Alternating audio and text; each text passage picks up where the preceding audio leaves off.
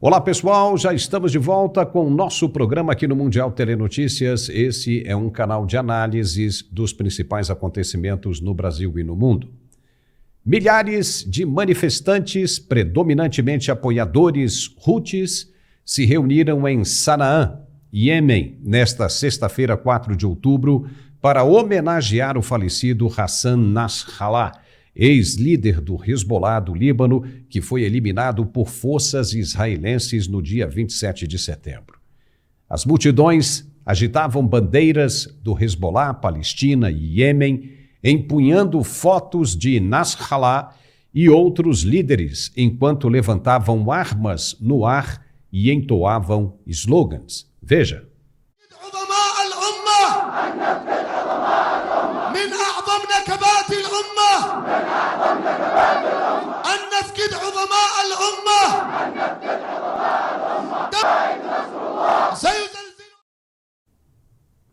A manifestação também serviu como uma plataforma para expressar solidariedade aos palestinos na faixa de Gaza em meio aos conflitos regionais em andamento.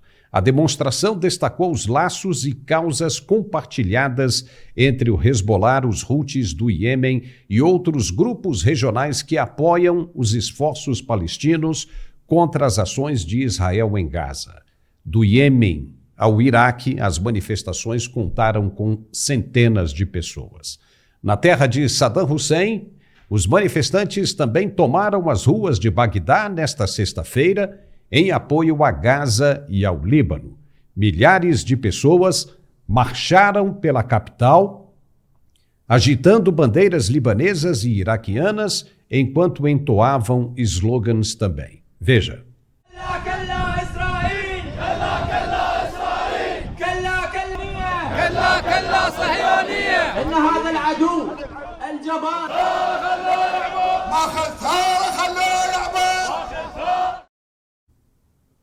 Na tarde desta sexta-feira, ataques israelenses bloquearam a principal passagem de fronteira do Líbano com a Síria, impedindo o trânsito de veículos, embora alguns conseguiram cruzar a pé. Ataques militares israelenses na faixa de Gaza também mataram pelo menos 29 palestinos no dia de hoje, de acordo com relatos dos médicos. O líder supremo do Irã, Ayatollah Ali Khamenei, liderou as orações desta sexta-feira em Teherã pela primeira vez em vários anos. A ocasião também marcou sua primeira aparição pública desde que o Irã lançou 180 mísseis balísticos contra Israel. Ele estava escondido em um bunker para não ser atingido pelas forças israelenses, mas hoje, dirigindo-se a uma enorme multidão do lado de fora da mesquita Grand Mosala, em Teherã, Khamenei declarou que cada ataque contra Israel é um serviço à região e a toda a humanidade. Veja.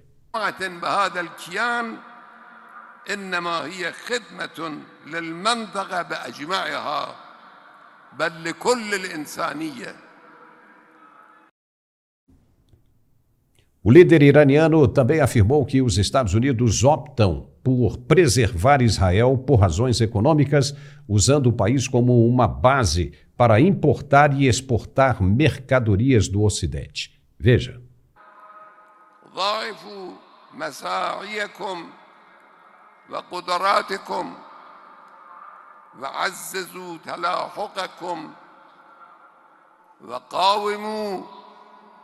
العدو المعتدي وأفشلوه. هذا الواقع يبين لنا أن كل ضربة ينزلها أي شخص وأي مجموعة بهذا الكيان إنما هي خدمة للمنطقة بأجمعها بل لكل الإنسانية. Israel jurou retaliação pelo ataque de mísseis do Irã. O elemento surpresa agora é dos israelenses e dos americanos. Enquanto eles não fizerem nada, o Irã não vai atacar de novo, pois está com muito medo do que poderá acontecer. E os principais alvos são as reservas de petróleo e as instalações nucleares. Não existe outro alvo. E os iranianos sabem muito bem que vão perder uma das duas, quem sabe até as duas. O país, por causa das sanções comerciais, não tem reservas internacionais e sobrevive das vendas do óleo cru, do petróleo. Se as reservas forem destruídas, o país simplesmente acaba. Morre todo mundo de fome e de doenças. Por isso que o alvo mais provável são as instalações nucleares que tanto americanos quanto israelenses querem destruir há muito tempo. E destruindo uma usina nuclear, os dois aliados não afetariam a fonte de renda do país diretamente, permitindo assim que a população ainda prospere em termos de subsídios. Nesta sexta-feira, o embaixador de Israel em Brasília gravou um vídeo convocando a população da cidade para uma caminhada perto da esplanada dos ministérios em solidariedade ao povo judeu. Veja o que ele disse. Shalom, Brasil. Eu sou Daniel Zonchain, embaixador de Israel no Brasil. Estou aqui para fazer um convite muito especial a você. No próximo dia 6 de outubro, faremos um ato de grande importância, um ato em defesa da memória dos heróis israelenses e da nossa história. Neste dia, marcamos um ano do terrível ataque terrorista contra Israel. Partiremos da Torre de TV em Brasília em uma carreata que seguirá até a Biblioteca Nacional, unindo nossas vozes e corações para dizer 7 de outubro, nunca mais. No dia 6 de outubro, a partir das 11 horas, destacamos a coragem e a resiliência do povo israelense e nos reuniremos contra qualquer forma de violência e intolerância. Gerson Gomes, nosso analista de geopolítica, está conosco hoje. Seja muito bem-vindo, Gerson. Eu gostaria de te ouvir sobre essas manifestações dos Houthis e iraquianos em favor do Hezbollah e também do pronunciamento da convocação feita pelo embaixador israelense no Brasil. Seja bem-vindo, Gerson. Muito bom estar de volta e saúdo a nossa audiência do Mundial Telenotícias. De fato, a proximidade da segunda-feira, dia 7 de outubro, mexe com todos esses grupos porque remetem a um ponto de inflexão nas relações das últimas décadas ali no Oriente Médio, particularmente depois da aproximação dos Estados Unidos com os países sunitas do Golfo Pérsico, das bases americanas colocadas ali depois da guerra do Irã-Iraque, e também depois dos ataques do 11 de setembro, presença dos Estados Unidos no Afeganistão, no Iraque, todo esse período que sucedeu desde a Revolução Islâmica de 79 até a nossa data atual, nós tínhamos relações muito conturbadas, é verdade, ataques terroristas, porém nunca houve um ataque terrorista do quilate ou da monta do que aconteceu no dia 7 de outubro do ano passado. Nesse dia, nós tivemos vários grupos simultaneamente deixando a faixa de Gaza, mas não somente levando reféns para o interior da faixa de Gaza, mas estuprando mulheres, matando crianças na frente dos pais, invadindo o kibbutz, matando muitos idosos e atacando pessoas inocentes, inclusive num festival de música que, por coincidência, era liderado por um brasileiro. E esse festival foi convocado justamente em nome da paz. Tudo isso que aconteceu no dia 7 de outubro traumatizou a população de Israel e, por isso, o embaixador de Israel no Brasil faz essa convocação. Aqui mesmo nos Estados Unidos haverá muitas homenagens e muitas cerimônias religiosas de todas as confissões, clamando, pedindo a Deus por paz naquela região, porque esse ataque, de fato, foi um divisor de águas em todo esse período de relação, quando Israel se defendia e, obrigado, ele é atraído para dentro da faixa de Gaza para combater o Hamas. Então você tem toda a razão. É uma data complexa. Essas homenagens e falas, inclusive do Ali Khamenei, no Irã, ele citou o 7 de outubro. Nessa parte que você colocou no programa, não tem essa fala, mas eu ouvi ele dizendo que o ataque de 7 de outubro, ele não dá esse nome, ele tem um nome meio emblemático ali para os islamitas, mas ele diz que o ataque foi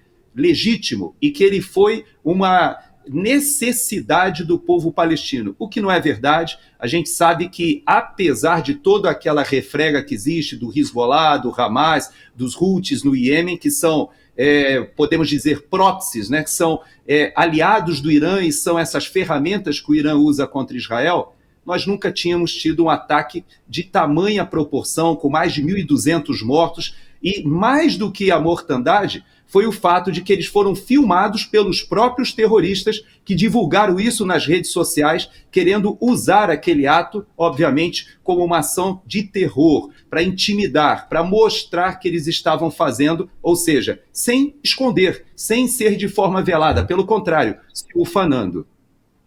Pois é, isso ali foi a prova, né, produzida por eles mesmos, né, do crime que cometeram.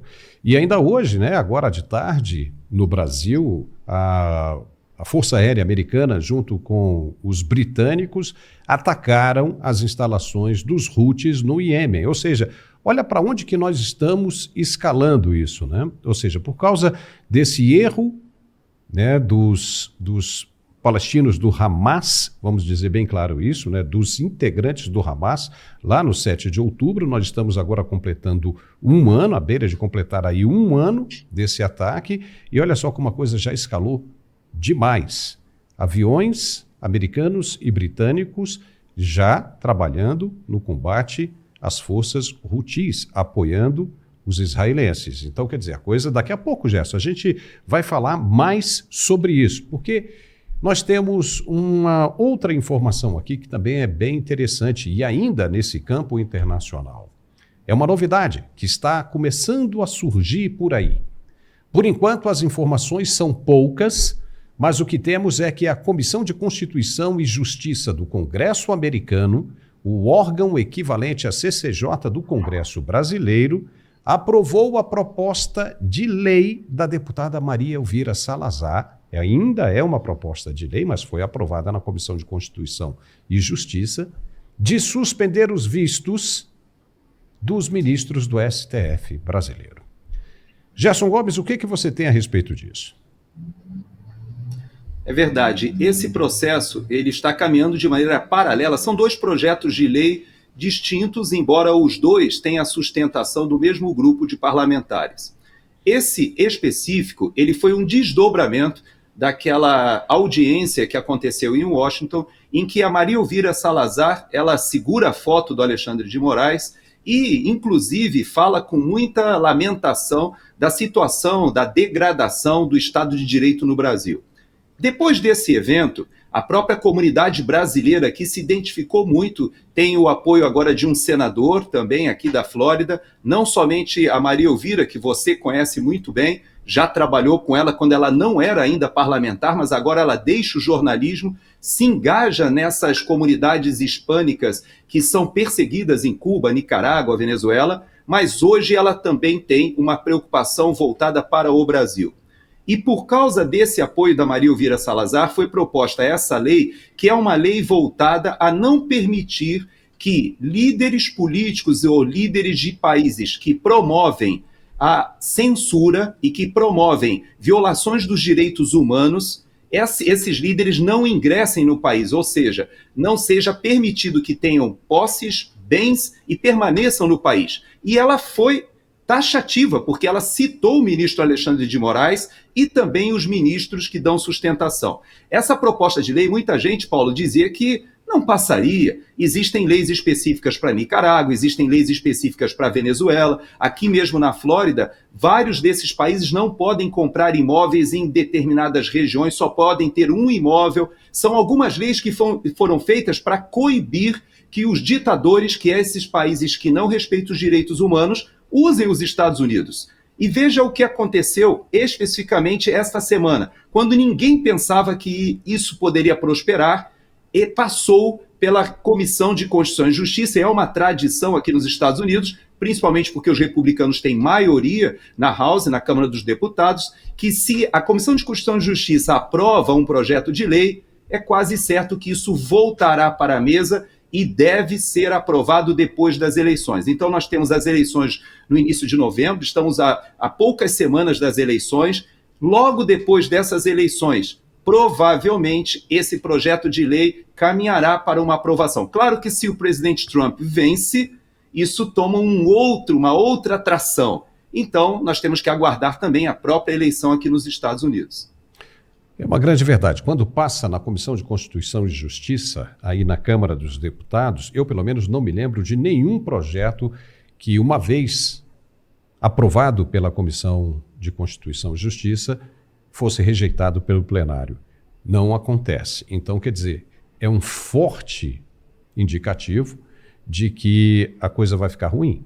Vai ficar ruim. Vai ficar ruim para os magistrados brasileiros. E assim que possível, quando a poeira baixar mais um pouco ou quando a coisa ficar mais consistente, nós vamos convidar a deputada Maria Elvira Salazar para bater um papo com a gente aqui no Mundial Telenotícias. Eu tenho certeza que será um papo bem interessante, um papo jornalístico e bem esclarecedor. Nós precisamos esclarecer alguns pontos, né? Nós vamos deixar de lado qualquer tendência emocional e vamos bater um papo bem cru, independente de lados, né, eufóricos, tanto de um quanto do outro, né? Vamos bater um papo jornalístico. Mas, Gerson, fica por aí que a gente já volta para comentar mais um monte de outros assuntos bem interessantes. É rapidinho, fica por aí.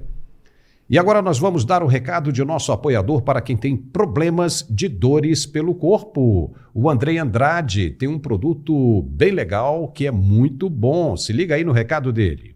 A minha mãe, ela ouviu o anúncio desse produto articular aqui na rádio e eu não estava querendo comprar, porque eu achava que ia ser outra coisa que realmente ia ser só dar dor de cabeça. E 10 dias que ela tomou, ela me ligou, André, falando que diminuiu já bastante a dor dela. Incrível, sabe? Comprei pra ela estava tomando, eu achei que não ia dar nada. Eu vi a minha mãe sorrindo na voz por ter passado a dor dela. E eu quero que outras pessoas, assim como minha mãe, também usem esse produto maravilhoso para tirar a dor e o sofrimento. Olá, Paulo! É um prazer estar aqui mais um dia, mais uma vez, para destacarmos a eficiência desse produto maravilhoso. E você acabou de acompanhar, gente, mais um depoimento real, sincero, de um cliente, de um telespectador que usou o produto, melhorou e, graças a Deus, hoje não sofre mais com dor. É isso que eu quero para sua vida, é isso que eu quero que você tenha em casa. Um produto que vai trazer para você qualidade de vida, um produto que vai acabar com as suas dores rapidamente. Porque, gente, quem tem dor tem pressa, quem tem dor não quer esperar, quem tem dor não quer ficar gastando dinheiro com medicação de farmácia. E por falar em farmácia, gente,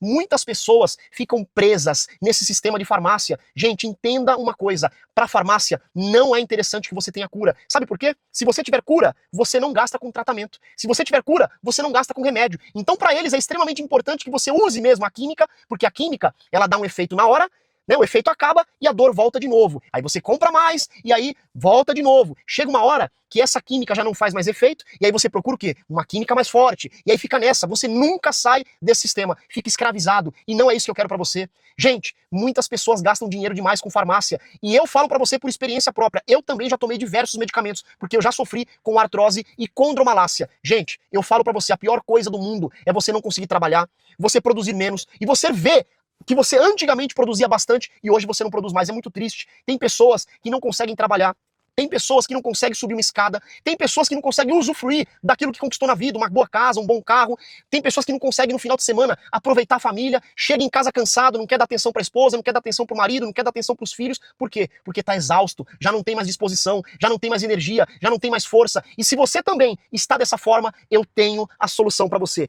Articular, que é o melhor produto ortopédico do Brasil. Mas, Andrei, por que o Articular, que hoje ele é nomeado pela Anvisa como o melhor tratamento ortopédico do Brasil? É simples, porque dentro de um só produto, ele reúne todas as indicações de um ortopedista. Ele tem altas doses de condroitina, de magnésio, de cúrcuma, vitamina D, cartilagem C2. E esse produto aqui, gente, é o único produto no Brasil com ácido hialurônico ortopédico. Para quem não sabe, o ácido hialurônico hoje é o que reformulou a ortopedia. É o que hoje é de melhor no mercado. Por quê? Quando você tem desgaste acentuado, por exemplo, tá batendo osso com osso, o ortopedista faz a ressonância, descobre o desgaste, ele vai te dar duas opções. Primeira, e não utilizada muito, é a cirurgia, é a prótese. Segundo, infiltrações com o ácido hialurônico. Preenchimento do espaço vazio, do buraco, da falta de cartilagem com o ácido hialurônico. Gente, os atletas profissionais, por exemplo, de futebol, quando tem uma lesão, quando tem um desgaste, eles fazem a infiltração para recuperação rápida. E é isso o porquê do produto ser o melhor tratamento, porque dentro da cápsula já tem o ácido hialurônico, então você não vai precisar passar por esse procedimento desconfortável, que é uma aplicação. Só quem já aplicou sabe a dor que é, sabe o processo dolorido e também dói no bolso, viu? Porque é caro. Cada infiltração, uma média de R$2.000. Então você que está me ouvindo, você vai economizar e ainda vai ter um produto para o seu dia a dia ficar muito melhor. Articular, que é fim para as dores. Se você tem artrite, artrose, bursite, tendinite, fibromialgia e não aguenta mais desperdiçar o seu dinheiro com medicação de farmácia, então vamos fazer o seguinte, já pega um papel e caneta, porque hoje a promoção está incrível. Hoje eu vou dar um desconto de até 70% para quem ligar. É só você pegar o telefone e ligar para esse número aqui, ó, 0800 591 4391. 0800 591 4391. Vou repetir o telefone, a ligação é gratuita, pode ligar do celular, do telefone fixo, e você pode também apontar a sua câmera para esse QR Code aqui de baixo, que você cai direto ao atendimento do WhatsApp. Não é robótico, é atendimento de pessoas profissionais da saúde que são extremamente capacitados para poder te atender, tirar todas as suas dúvidas e o melhor, acompanhar o seu tratamento, que não é só vender não, nós acompanhamos, nós ligamos para saber como é que você tá, dá um puxãozinho de orelha também se você não estiver tomando certo, afinal, são 2 cápsulas ao dia, uma pela manhã e uma de noite antes de dormir. A cápsula da manhã vai te dar energia e disposição para você trabalhar e fazer os seus afazeres do dia, e a cápsula noturna, ela vai fazer com que você durma bem, tire todo o seu cansaço, restaure a sua cartilagem enquanto você dorme, e quando você acordar no dia seguinte, você vai estar outra pessoa, vai subir, descer a escada, abaixar, levantar, trabalhar sem sentir dor nenhuma, mas para isso, tome uma atitude, afinal, resultados maiores só vêm de atitudes maiores. Então tome essa atitude e ligue agora e receba em casa Articular, que é só você ligar 0800 591 4391. Anotou? 0800 591 4391. E de presente hoje, eu vou mandar para você, primeiro, o nosso Ora Pronobis Gold. Todo mundo sabe que Ora Pronobis é ótimo para quem tem problema de diabetes, pressão alta, colesterol. É a maior fonte de proteína, tem mais proteína que a carne e mais vitamina C que a laranja. É ótimo. E ainda recebe um purificador, um umidificador de ar para você poder ter uma qualidade melhor de respiração com esse tempo seco, com as queimadas, né, gente? Vou mandar para você um purificador e não para por aí. Vai também o tapete massageador para os pés, para melhorar as varizes, queimação nas pernas, má circulação e um massageador profissional, essa pistola maravilhosa que faz massagens localizadas e para finalizar, um relógio inteligente. Tudo isso você recebe em casa e o pagamento é só pro mês que vem, finalzinho do ano, né, gente? Então aproveita e viva sem dores. Articular aqui, 0800 591 4391. 0800 591 4391, Paulo! E já estamos de volta com o nosso programa aqui no Mundial Telenotícias. A esquerda brasileira tem vida difícil na região norte do país. O ex-presidente Jair Bolsonaro se mostrou um bom cabo eleitoral durante todo esse tempo para os candidatos à prefeitura na região. Os detalhes você vai conferir agora com a Débora Sena. Vai, Débora! Para o Mundial Telenotícias, uma análise do cenário eleitoral na região norte do país. O resultado é dificuldade para a esquerda, porque você tem uma região do Brasil que atesta a popularidade de Jair Bolsonaro. Essa região é exatamente a região norte. A gente pode citar o exemplo de Manaus com o capitão Alberto Neto correndo um sério risco de ir ao segundo turno. Temos também em Belém do Pará, uma cidade que registra um grande número de votos antipetistas, com o êxito do deputado Éder Mauro, que também concorre aí no pleito para a prefeitura. Mas existem outros casos emblemáticos. Eu posso citar, Paulo Etibarria, o exemplo do prefeito Tião Bocalon, lá em Boa Vista. O Tião é o prefeito que passou 4 anos seguindo a fórmula da defesa do agronegócio, da defesa do empresariado, da defesa do patriotismo, levantando a bandeira do ex-presidente Jair Bolsonaro, e as pesquisas mostram que deu certo. Tem a Mariana Carvalho, lá em Porto Velho, aliada do ex-presidente, que deve se eleger, mas tem um caso ainda mais emblemático, esse chama muita atenção. Estou falando da Jana de Valcari, lá em Palmas, no Tocantins. Deputada, candidata à prefeitura, e olha só, envolta em polêmicas que não foram capazes de atingir a sua popularidade. Janot, que é deputada, é acusada de transferir recursos públicos para uma banda da qual ela é sócia. Que curioso, né? Essa banda é Barões da Pisadinha, conhece? Pois é, o Ministério Público abriu uma investigação para apurar. Ela diz que a intenção dessa investigação é totalmente eleitoreira e nega as acusações. Só que depois que essa história pegou um pouquinho mal, ela transferiu a sociedade para o nome do seu filho. Tem um outro caso envolvendo a Janot que é bastante delicado. É uma denúncia de assédio moral, um áudio que vazou ali em Palmas, no Tocantins, de uma conversa entre ela e uma funcionária de uma de suas empresas. A deputada alega que o áudio é fruto de inteligência artificial, que a voz não é sua, que a conversa não aconteceu. Mas, mais uma vez, tanto faz como tanto fez para a Janot se esses escândalos envolvendo o seu nome vazaram, vieram à tona, porque ela continua invicta nas pesquisas e apoiada pelo ex-presidente Jair Bolsonaro. O Tocantins tem um cenário muito curioso e peculiar acerca das eleições municipais. Ali em Palmas, como em todo o estado, há uma cultura de oligarquia política, há um cenário de tradição familiar na política que se rompe agora com a novidade do bolsonarismo e da força desse surgimento de um movimento de direita no Brasil. Então, existe um público aí avaliando posturas, posicionamentos, existem deputados fazendo apologia ao movimento de direita e influenciando eleitores nesse cenário. Parlamentares que fiscalizam o executivo dentro dessa perspectiva, e a gente vê aí uma alteração de comportamento no eleitor da região norte. Então, sobre o Tocantins, ainda para fechar aqui esse comentário, a gente tem, né, adversários de Janot, um deputado que é apadrinhado pelo presidente Lula, surgiu na política no advento de ser um novo nome, no contexto de uma renovação.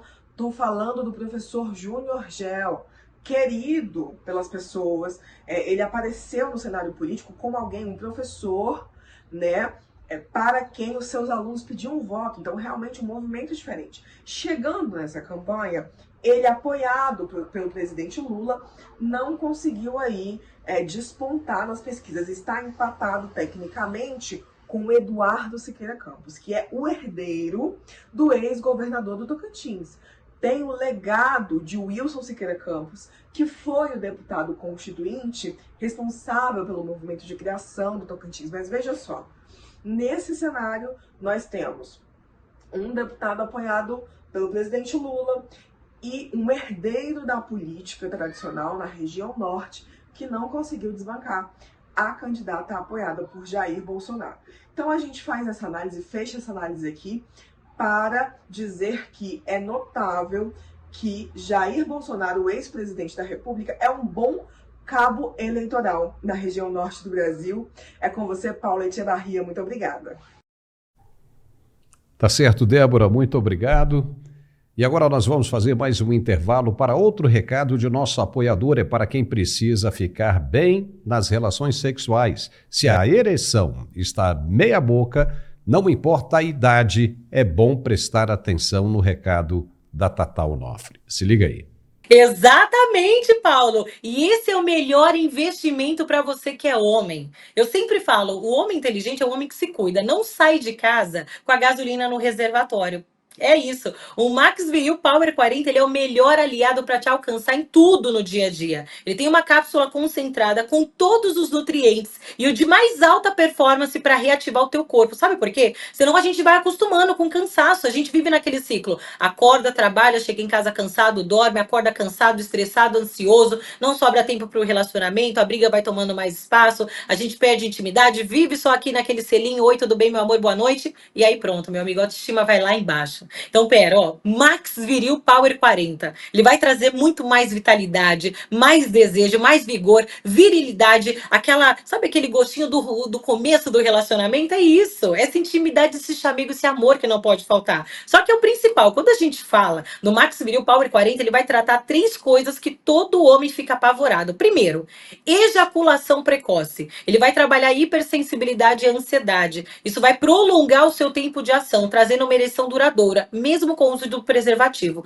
Além disso, ele também vai trabalhar firmeza, resistência, principalmente você que é diabético. Mesmo com a medicação em dia, amigo, começa a se cuidar, sabe? Porque mesmo com a medicação em dia, qualquer impedimento diminui sua potência, traz uma ereção flácida, cansaço crônico. Aí você começa a achar outros motivos e às vezes é a testosterona e muitas das vezes é a circulação. E o Max Viril Power 40, ele já cuida disso. Regula o teu corpo para voltar a produzir testosterona, melhora o fluxo sanguíneo, aumenta o calibre das veias, bombeia mais sangue pro órgão genital, trazendo 10 vezes mais potência, resistência e rigidez. É sucesso, é a academia do melhor amigo. Eu até brinco falando sempre isso. Então pega o telefone e vai ligando 0800 323 0090. Você que é esposa também, você cuida de tudo em casa, minha amiga. Esse é o melhor aliado para ajudar o seu esposo a atingir aquela meta, para você, meu amigo, tirar aquela academia do papel para melhorar a tua saúde, para você trazer de volta essa conexão com quem você ama. Mas tem que ligar agora, sabe por quê? Eu vou fazer o seguinte, além dos 70% de desconto, gente, 70, é o valor de funcionário. Você recebe sem pagar o frete, a ligação também é gratuita, é personalizada a caixinha, segura, sigilosa, e você também vai levar de presente um smartwatch, esse relógio lindíssimo, cheio de função. É aquele que você recebe até notificação do WhatsApp. Vai também para você o fone sem fio Bluetooth e um gel muito especial para apimentar a relação. Ó, 3 presentes, mas só para quem ligar agora. Não é amanhã, não é daqui 2 horas, é agora. Pega o telefone e já vai ligando 0800 323 0090. O melhor estimulante com efeito em 20 minutos, 100% natural e que não atrapalha a tua medicação, não vicia, ao contrário, vai trazer saúde. Tem selo internacional de resultado. É só isso aqui, Max Viril Power 40, ó, 0800 323 0090, Paulo. E já estamos de volta com o nosso programa aqui no Mundial Telenotícias. Aconteceu o último debate dos candidatos às prefeituras de todo o país. Muita gente que não aparecia nas pesquisas com potência de aceitação garante que a história não é bem assim. Em Curitiba, por exemplo, a jornalista Cris Gremel está forte e com muita possibilidade de chegar ao segundo turno com um candidato da esquerda. Já em São Paulo, correndo por fora do sistema, Pablo Marçal pode se tornar mesmo o prefeito da capital. Ele se saiu muito bem no debate desta quinta-feira. Assim também aconteceu com Cristina Gremel, que participou apenas de um único debate, o da reta final. Gerson Gomes, uma guerreira, Cris, hein? O que você achou? De fato, a Cris, ela me lembra muito aquela situação de 2018 com o Zema lá em Minas Gerais. Não sei se a nossa audiência vai lembrar, mas o Zema, ele não foi chamado para nenhum dos debates, até porque o Partido Novo não cumpria aquelas exigências que as redes de TV estabelecem como normas, e o que aconteceu foi que ele foi subindo ali na pesquisa, mas estava em terceiro lugar sem chance. A disputa em Minas ia continuar entre o PSDB e o PT como sempre. E não é que ele foi chamado para o último debate para dar um tempero ali pela Rede Globo, e aquele último debate fez com que ele entrasse na disputa, porque ele disse para a direita de Minas: olha, eu sou a única opção da direita. Se você é bolsonarista, vote em mim. Quando ele falou isso, ele vence o PT no primeiro turno e faz o Bolsozema e vence o PSDB no segundo turno. A Cris Gremel tem uma história diferente, porque a Cris, ela se lançou como candidata, ela é de Curitiba, ela tem uma aderência ali com a população de Curitiba gigantesca e é uma ícone do jornalismo, todos nós conhecemos a sua carreira de sucesso no jornalismo, mas ela foi travada. As portas foram fechadas por todos os partidos. Ela bateu na porta do PL, do Novo e de todos os partidos ali, do União Brasil, etc., mas todos já estavam organizados porque também em Curitiba existe um grupo que já está no poder e ali vai se modificando conforme os anos vão passando, e ela não foi chamada para o baile. E olha só o que aconteceu. As pesquisas, que não são aquelas que vão para o mainstream jornalístico, mas que são contratados pelos próprios candidatos, diziam que a Cris Gremel já está no segundo turno. E veja só, ela foi chamada, pela primeira vez apareceu, e eu ouvi dizer que ela tem chance, inclusive, de barrar o candidato do PSD, que tem o vice, que é do PL, ou seja, é alguém que o Paulo Martins, que nós conhecemos, foi candidato a senador, e apesar disso, apesar do apoio do PL, apesar do apoio até do próprio presidente Bolsonaro, o que aconteceu é que Curitiba, tudo leva a crer que terá Cristina Grêmio no segundo turno, e pode ser até que seja com o candidato do PT.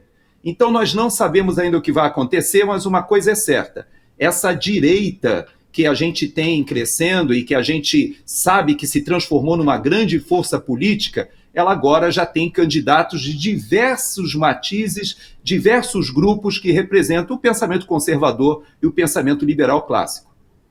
O que a gente vê com essa turma que está aí no sistema há anos, e a turma fica toda aí, né? O eleitor fica sempre escolhendo as mesmas pessoas, dos mesmos partidos, sempre com uma esperança de que alguma coisa vá mudar. Que nem Copa do Mundo. Eu gosto de fazer essa comparação, porque é que nem Copa do Mundo, né? Você aposta no Brasil na Copa do Mundo e quando o país é desclassificado, quando a seleção é desclassificada, nas quartas de final você fala, poxa vida, não deu nessa. E fica aquele sentimento, né, frustrante, aquele sentimento ruim, e você pensa, não, vamos esperar na próxima vez. É justamente o que acontece com esse mesmo pessoal que fica aí o tempo todo só trocando de cadeira. Não vai dar nada, e você fica sempre esperando, e olha o resultado. Né? Quantas vezes, né, o pessoal da esquerda já passou pelo poder e o país continua sempre do mesmo jeito. Sempre do mesmo jeito, e as pessoas não aprendem. Por isso que eu digo, quando surgem opções como essas, como a Cris Gremel, né, lá em Curitiba, o Pablo Marçal em São Paulo, são pessoas que tendem a vir com uma proposta de mudança muito forte, muito forte. Não adianta você dizer o seguinte, fulano não tem experiência administrativa para ocupar uma prefeitura como tal. Mas espera aí, e para a presidência da República? Quando Lula assumiu a presidência da República, o cara não tinha nem o primeiro grau. Quando a Dilma Rousseff assumiu a presidência da República, ela já tinha sido governadora em algum lugar? Claro que não. Então, veja bem, quando você entra com pessoas desse tipo, esclarecidas, muito bem informadas, muito bem preparadas, como é o caso da Cris Gremel e do Pablo Marçal, que é um empresário. Veja bem, nós não estamos aqui fazendo campanha para ninguém, não. Isso aqui é uma análise crua.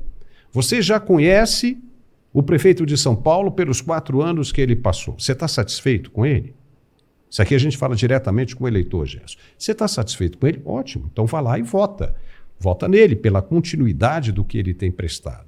Agora, você não está satisfeito com ele, você vai votar em quem? Porque são os 3 em São Paulo, né, com possibilidades de chegar ao segundo turno.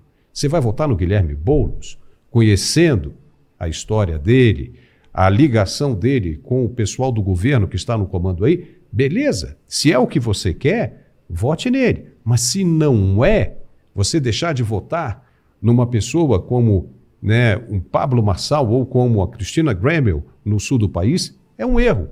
Um erro que foi colocado na sua cabeça por uma lavagem cerebral do sistema.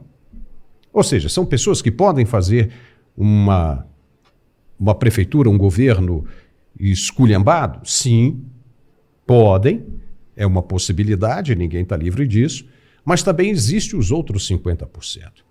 Dessas 2 pessoas aí que nós estamos mencionando, como também, por exemplo, lá no Rio de Janeiro, que começa a despontar o Alexandre Ramagem também, muito legal, são pessoas que vêm com vontade, com capacidade e com vontade de mudança, de colocar as coisas para funcionarem de vez. Quem sabe não está aí a possibilidade do Brasil mudar de vez, aquilo que o Brasil precisa para começar a mudar de vez e com base no resultado do que essas pessoas irão apresentar, inspirar novas gerações a seguir dali para diante e a gente passar de vez o país a limpo. Isso é muito interessante. Como é que você vê a situação para São Paulo, Gerson Gomes? Eu fiquei muito feliz de você citar o Rio também junto com São Paulo, porque nós temos reverberando no país inteiro agora a questão da cidade de São Paulo por causa de uma figura central que é o Gilberto Kassab. Veja que o Kassab e o PSD hoje foram desnudados por causa da eleição de São Paulo.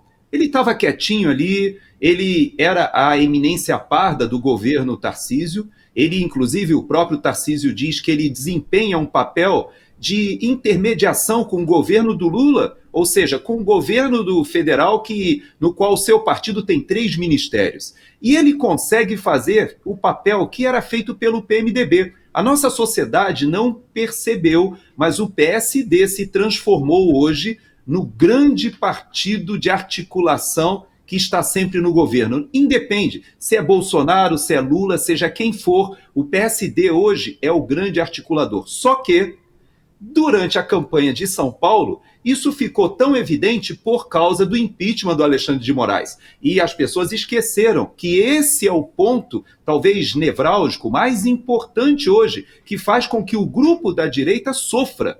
Então, por causa da postura dos 10 senadores do PSD, que não se decidiram, que não se apresentaram dizendo o que aconteceria, e dos 3 senadores, 2 ou 3 que já colocaram dizendo que são contra o impeachment do Alexandre de Moraes, o Gilberto Kassab ficou numa sinuca de bico. Isso ganhou proporção, cresceu, e sabe o que aconteceu? O pessoal descobriu que o Paes, no Rio de Janeiro, quietinho também, achando que já estaria reeleito para o seu 4º mandato, não é que ele também é do partido do Kassab. Ele já foi do PMDB, já foi de um monte de partidos, mas ele agora pulou no barco que ele achou que era o barco vencedor. E o Ramagem está se beneficiando, como você falou, de um despertar da população que percebeu o seguinte: opa, nós vamos continuar com esse mesmo time? E em São Paulo você falou tudo. Eu tenho minhas reservas, minhas ressalvas para o Pablo Marçal? Tenho, mas eu concordo com você numa coisa. É um sangue novo, é uma mexida, é aquele freio de arrumação que muitas vezes a gente precisa para que a sociedade saia das articulações políticas que dominam, só mudam de nome, de coloração, mas são sempre os mesmos grupos. E a gente sabe que São Paulo, de fato, existe uma estratégia do próprio presidente Bolsonaro, do PL, assim como em Curitiba, você citou a Cris Grêmio, quem também está sendo apoiado pelo PL é o PSD do Kassab também. Então você vê que ele está em Curitiba, está no Rio de Janeiro, está em São Paulo e tem outros estados, Minas Gerais e por aí vai. Então eu tenho que te dizer o seguinte, eu concordo com você, São Paulo hoje é uma caixa de ressonância da insatisfação da população. E eu creio que a grande descoberta foi o papel, o protagonismo do tal 55, do PSD, e que agora vários prefeitos do Brasil, vários vereadores do Brasil estão perdendo votos porque fazem parte desse partido. E vai ficar ruim demais. Isso aí vai ser um aviso, né? Isso é só uma prévia, uma amostra do que vai ser em 2026. Essa campanha contra os 55 foi forte e vai pegar. Porque chega, ninguém quer mais saber disso, né? As pessoas querem crescer, querem o benefício, né? O retorno dos impostos pagos, querem ver o benefício, né? Ou seja, querem a resposta daquilo que acreditaram. E essa gente parece que não pensa nisso, né? Eu acredito que se passarem para o segundo turno, se confirmarem mesmo as tendências, né, nós teremos aí num segundo turno Pablo Marçal em São Paulo com o Guilherme Boulos, né? O Ricardo Nunes eu acho que já não emplaca mais nisso. E ficando os dois, é muito provável, sim, que dê o Pablo Marçal por causa dessa vontade que ele tem de mostrar que vai fazer a coisa certa. Veja só, se ele decide fazer alguma coisa errada, ele aniquilou definitivamente a carreira política dele. Por isso ele vai empenhar para realizar tudo que prometeu. Assim, eu digo, né, a respeito da Cristina Gramel, lá em Curitiba, como também Alexandre Ramagem, no Rio de Janeiro. Eles são sangue novo nesse processo, né? Eu acho que é interessante demais quando a gente analisa por esse lado.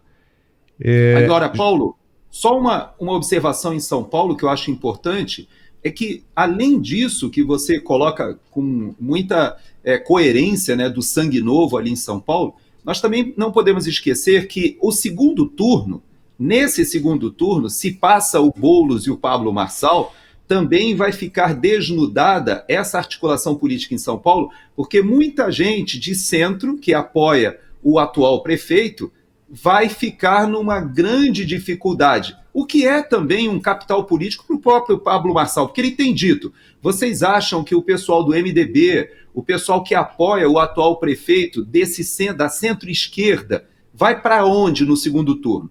E eles terão que se posicionar. Para esse tipo de amadurecimento político, eu concordo com você. Agora, existe sim o risco desse pessoal que ficou tão chateado, tão ofendido com a campanha do Pablo Marçal, resolver não aderir no segundo turno. E esse eu acho um erro da direita e eu gosto de ressaltar. Nós temos que desenvolver a capacidade de sermos concorrentes dentro do mesmo espectro político, mas não adversários. Então a direita está dividida entre o Pablo Marçal e apoiar aquele que o governador e o próprio presidente Bolsonaro dizem que seria o melhor na estratégia que eles olham para 2026? Ok, mas se passar ao segundo turno, nós não podemos ter essas pontes rompidas e precisamos, ombro a ombro, estar ali no mesmo objetivo. É verdade, concordo com você em tudo. Agora vamos falar de um outro tema também aqui que é bem curioso, né? O presidente Lula voltou com essa história de trocar de avião presidencial. Desde o início das viagens internacionais dele, lá no início do mandato, que ele vem com essa história. Vivia dizendo que precisava de um avião mais moderno, um avião novo. Com o episódio do México, quando ficou mais de 4 horas voando em círculo, voltou ao Planalto, né, com essa história, com esses rumores de troca de aeronave. Até o ministro da Defesa, José Múcio Monteiro, começou com isso, de defender essa compra de um avião novo. Múcio se soma ao ministro do Gabinete de Segurança Institucional, GSI, Marcos Antônio Amaro, e ao comandante da Aeronáutica, Brigadeiro Marcelo Damasceno, que também defendem a compra de um modelo com maior autonomia de voo. No início do mandato, quando começou a fazer as viagens internacionais, né, Lula dizia que o avião era muito feio e coisa e tal. Houve quem dissesse também que quem colocou isso na cabeça dele foi a esposa. Todo mundo sabia que ele não ia esquecer essa história, não ia abandonar esse objetivo, porque quando ele coloca uma coisa na cabeça, vai até o fim. Pois agora já tem gente dizendo que o episódio do México foi mais uma manobra, uma narrativa criada para justificar perante a opinião pública a tomada de uma medida. Só que um avião como esse que o Planalto está mirando não custa menos que 500 milhões de reais. Oh, boy, é dinheiro para dar de pau. A pergunta é a seguinte: como é que o governo fica dizendo que não tem dinheiro para nada e pensa em trocar de avião, que na teoria e na prática está sim muito bem? Não deu nenhum problema na época do governo anterior. Outra coisa, você lembra da operação de Essequibo? Quando as tropas brasileiras foram enviadas para a fronteira com a Venezuela para impedir que as tropas de Nicolás Maduro adentrassem o Brasil e causassem um impeachment de Lula, como está escrito na Constituição? Pois é, aquela operação custou a bagatela de 200 milhões de reais. O Exército Brasileiro mandou para a fronteira blindados, tropas e muita munição que não pode mais voltar aos paióis, local onde ficam essas munições. O governo federal ficou de pagar a conta, mas deu um calote no Exército Brasileiro, dizendo que não tinha dinheiro, e nem pagou até agora. Ou seja, mandou as tropas para lá, prometendo bancar a conta e não pagou por falta de dinheiro. Como é que agora tem mais de 500 milhões de reais para dar em um avião para o bonitão ficar viajando aí pelo mundo afora e se hospedando em hotéis caríssimos com comitivas de barranqueiros. Barranqueiros, aqueles que vão ali só para aproveitar, tirar proveito do dinheiro público. Gerson Gomes, você é militar. Como é que você está vendo tudo isso? Por acaso você fica chateado com essa história? A verdade é que o Brasil vive um momento em que os assuntos de defesa já foram colocados num segundo plano pelo próprio presidente, quando, por exemplo, há poucos dias ele disse que, no seu entender, as Forças Armadas poderiam colocar os reservistas, os 70 mil reservistas, para apagar incêndio e, por isso, não precisariam receber o serviço militar, ou seja, a formação militar, e ele mostrou que os 2 anos, ou os 2 mandatos que ele teve anteriores, e até, por que não dizer, os mandatos da Dilma Rousseff, que ele era, na verdade, o operador, a Dilma Rousseff era um poste colocado por ele ali, mas apesar de toda essa experiência, parece que ele esquece que ele é o comandante em chefe das Forças Armadas e recai sobre ele a responsabilidade da defesa do país. Agora, vou pegar 2 exemplos para ilustrar isso que você está falando. O Milei, na Argentina, ele está reaparelhando as Forças Armadas e voa de avião comercial, você sabia? O Milei, quando vai nos compromissos internacionais, ele voa em aviões comerciais e, no entanto, fez um grande contrato agora de aquisição de F-16, está aderindo a uma série de tratados que possam modernizar suas Forças Armadas. As Forças Armadas da Argentina sofreram por causa desse ressentimento que houve desde o período ali das Malvinas e da esquerda no poder. Lá eles estão num outro momento. E vou dar um segundo exemplo, que foi aqui dos Estados Unidos. Aqui é a potência hegemônica, tem dinheiro para tudo que é lado. Mas quando o Donald Trump foi criar a Força Espacial, houve uma briga na Força Aérea, Paulo, sabe por quê? Porque o medo da Força Aérea era, já que parte da Força Aérea poderia optar por integrar a Força Espacial, os recursos orçamentários seriam divididos. Então a própria Força Aérea ficou preocupada. Isso acontece no Brasil.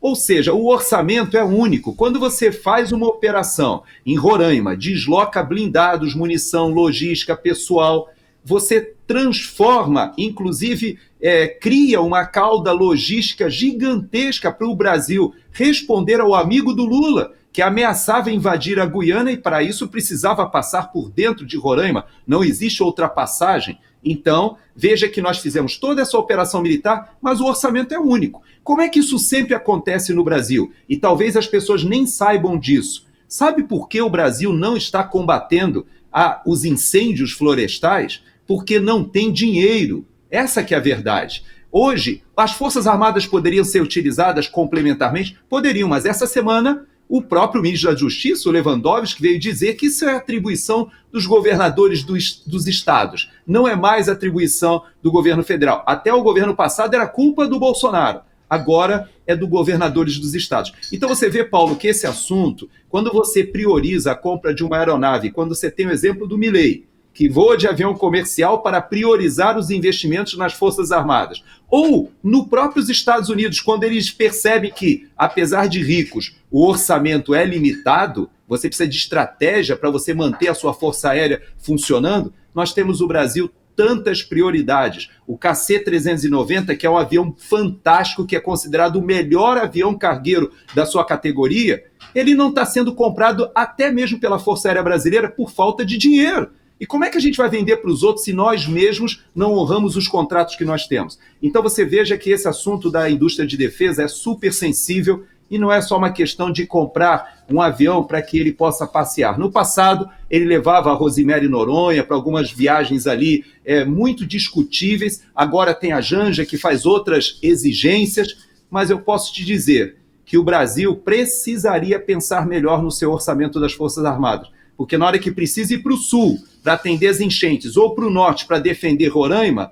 isso custa dinheiro e sai do mesmo orçamento.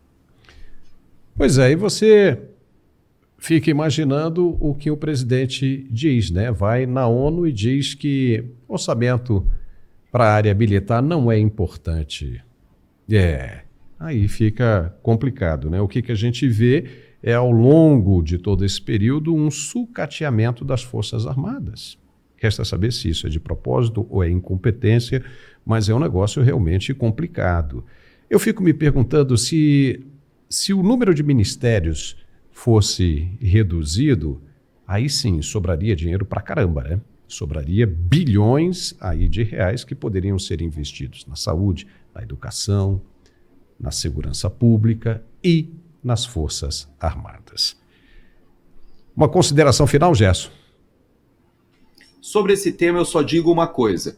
Eu sei que há um ressentimento, e esse nosso Mundial Telenotícias, ele tem como público-alvo, particularmente os conservadores, a direita. Eu acho que a grande parte do nosso público gosta das suas análises e gosta da nossa visão do mundo. E a gente está com um mundo hoje muito conturbado. Nós temos guerras no leste europeu, guerras no Oriente Médio, vários conflitos em andamento até na Ásia, e a América do Sul também vive grandes turbulências com o narcotráfico. Então nós não podemos prescindir das nossas Forças Armadas. E a gente tem que ter cuidado. Aquele ressentimento que nós ficamos em relação ao 9 de janeiro, o dia da perfídia, tudo aquilo que aconteceu na transição do governo Bolsonaro para cá, não pode nos deixar cair na armadilha de não termos Forças Armadas para quando a gente precisar, porque isso não se improvisa.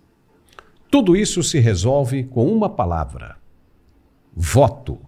Fique ligado, domingo tem eleição. Gerson, ficamos por aqui. Muito obrigado mais uma vez pelo seu comentário, pelos seus comentários e sua participação sempre brilhante. Um grande abraço e segunda-feira a gente se vê, hein? Se Deus quiser. Até segunda, se Deus quiser. Muito bem, chegamos ao final deste programa. Se você gostou, nos dê um like e se inscreva em nosso canal. Isso nos ajuda muito no crescimento. Um forte abraço, boa eleição para todos e nos vemos de novo na segunda-feira. Um bom fim de semana e até lá.